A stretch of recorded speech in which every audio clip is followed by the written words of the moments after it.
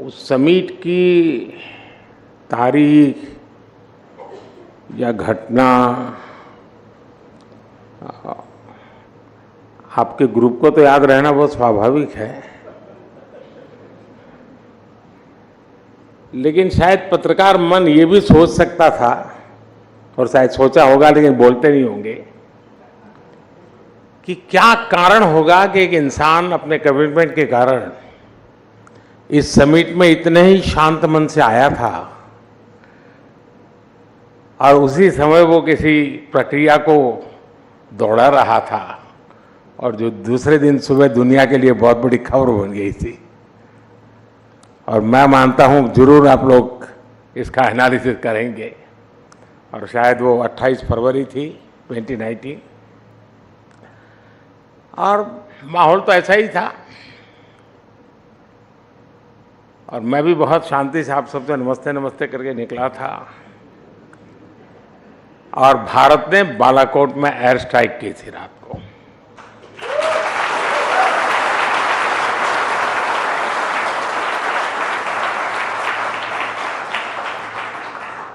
और वो एक दिन था और एक दिन आज है। और आपने देखा होगा कि आतंक के सरगना हो या विकास और शांति की चाहत रखने वाले देश हो, सब ने राइजिंग भारत अनुभव किया है।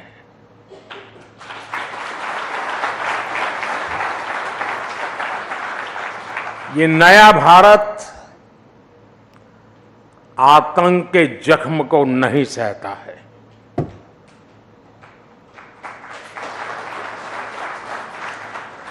बल्कि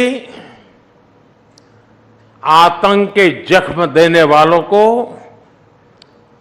पूरी ताकत से सबक भी सिखाता है।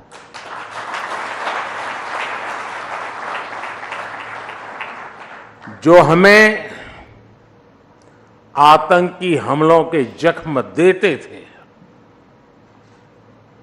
उनकी क्या हालत है ये देशवासी भी देख रहे हैं और दुनिया भी देख रही है।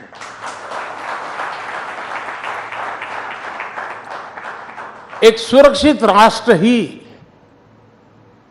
एक विकसित राष्ट्र का आधार होता है, और आज यही भारत की पहचान है और यही राइजिंग भारत है। साथियों, चुनाव का मौसम है,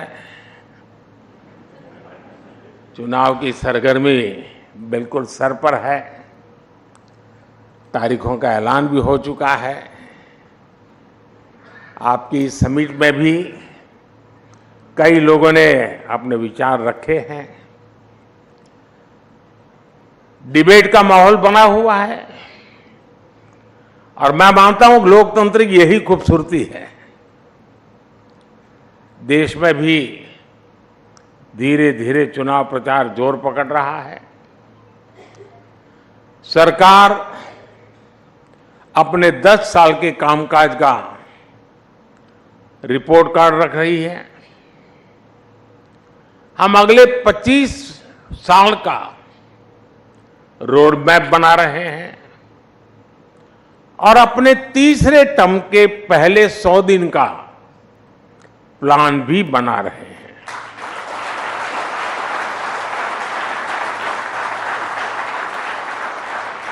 दूसरी तरफ हमारे जो विरोधी हैं वो भी नए कीर्तिमान बना रहे हैं। आज ही उन्होंने मोदी को 104वीं गाली दी है। औरंगजेब कहकर नवाजा गया है। मोदी की खोपड़ी उड़ाने का ऐलान किया गया है। इन सब पॉजिटिव नेगेटिव बातों के बीच दुनिया का सबसे बड़ा इलेक्शन जारी है।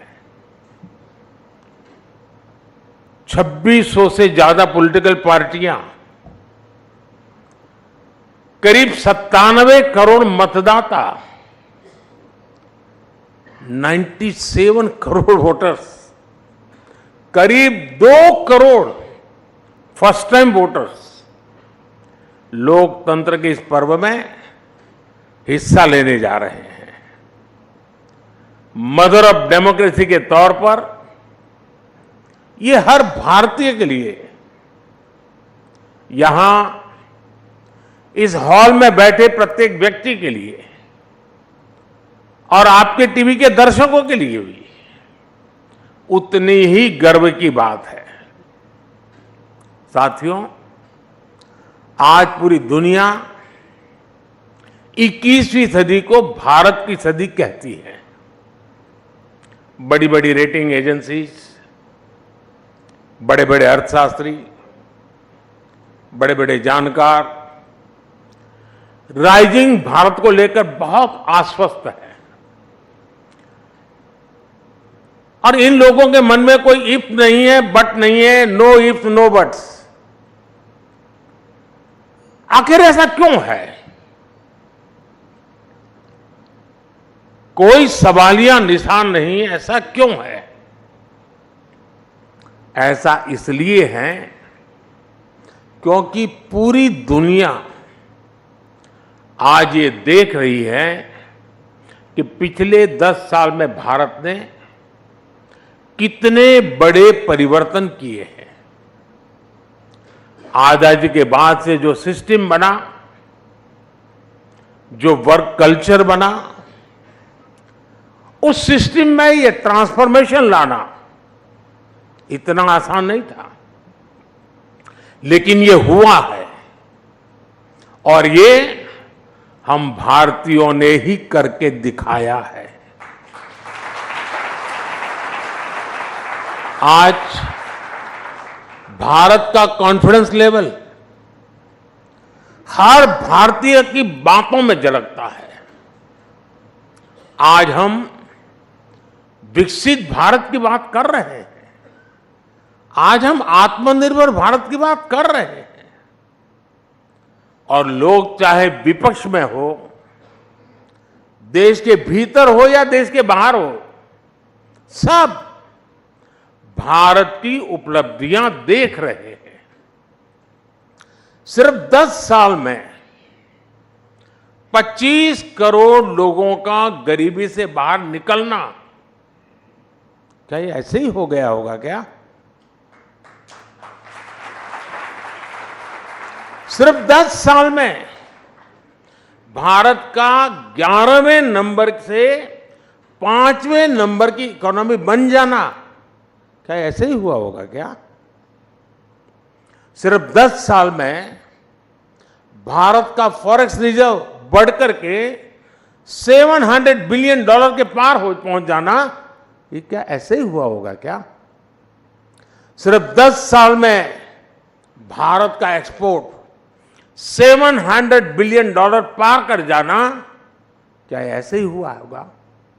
और ये तो अभी कुछ भी नहीं है, अभी तो और भी आगे जाना है।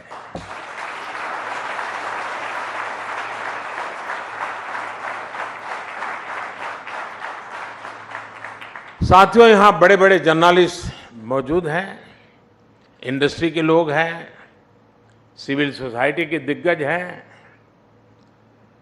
पॉलिटिकल फील्ड के लोग भी हैं, ब्यूरोक्रेसी वर्ल्ड के भी लोग हैं। आप जानते हैं कि हमारे यहाँ सरकारों में ब्यूरोक्रेसी में काम कैसे होता रहा है। फिर वो एक फैक्टर क्या था जिसकी वजह से ये बदलाव आया? वो एक फैक्टर है नियत।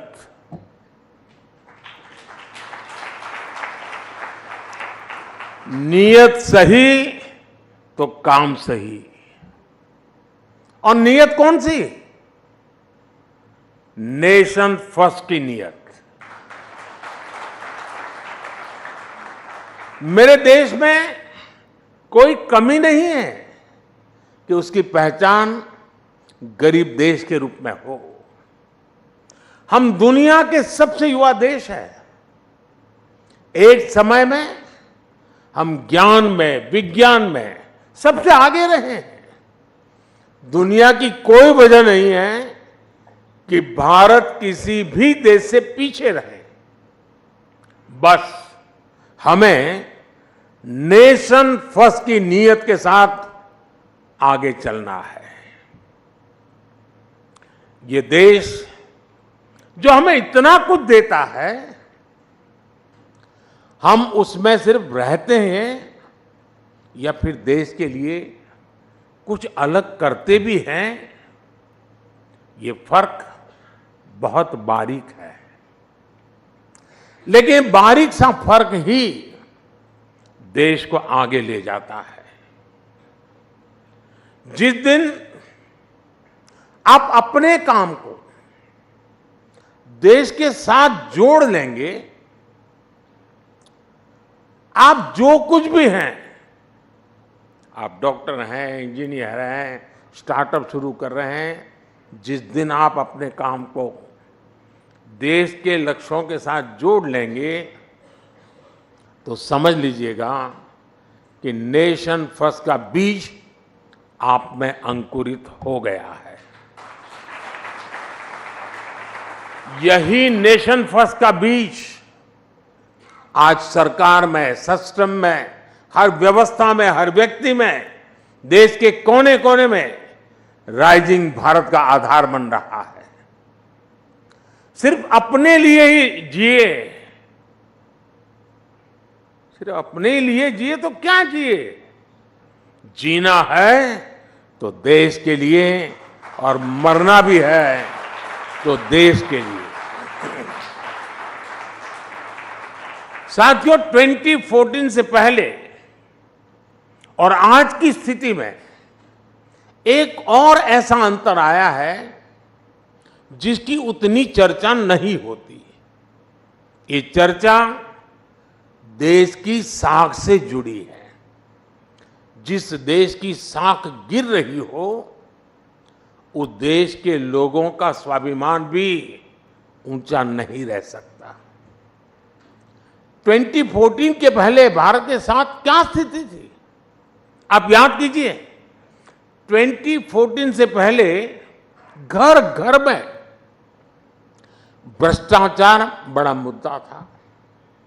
देश की साख गिर रही थी, लेकिन तब की सरकार झूठे तर्कों के आधार पर अपने घोटालों को डिफेंड करने में जुटी रहती थी। आज स्थिति एकदम अलग है। आज सरकार भ्रष्टाचार पर कड़े एक्शन ले रही है। जो एक्शन लिया उसका हिसाब दे रही है, और भ्रष्टाचारी झूठ बोल बोलकर खुद बचाव की मुद्रा में है। तब देश पूछता था कि पावरफुल लोगों पर ईडी, सीबीआई जैसी एजेंसियां एक्शन क्यों नहीं लेती, ये सवाल पूछा जाता था। आज पावरफुल और भ्रष्ट लोग पूछ रहे हैं कि एजेंसियां उन पर एक्शन क्यों ले रही है।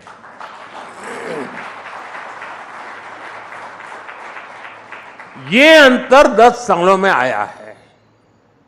बात वही है, नीयत सही तो काम सही। करप्शन पर कार्रवाई, ये मेरा कमिटमेंट है। साथियों, हमारे देश में भ्रष्टाचार इसलिए भी अधिक था क्योंकि सरकारी दफ्तर, सर्विस सेंटर बनने के बजाय पावर सेंटर बन गए थे। हर काम के लिए देशवासियों को सरकारी दफ्तरों के चक्कर लगाने पड़ते थे। हमने सरकारी दफ्तरों को सत्ता के बजाय सेवा का केंद्र बनाया। सरकारी सेवाएं ज्यादा से ज्यादा फेसलेस हो, बिल से लेकर टैक्स जमा करने तक की अधिकतर सेवाएं ऑनलाइन हो। हमने इसका प्रयास किया। आज सरकार की ज्यादातर खरीद जैम पोर्टल के माध्यम से होती है। आज सरकार के टेंडर ऑनलाइन होते हैं। आप याद करिए 2G जैसी सामान्य सुविधा के लिए पहले की सरकार में कितना बड़ा भ्रष्टाचार हुआ। अगर उस दौर में 5G आता तो पता नहीं ये क्या क्या करते। साथियों,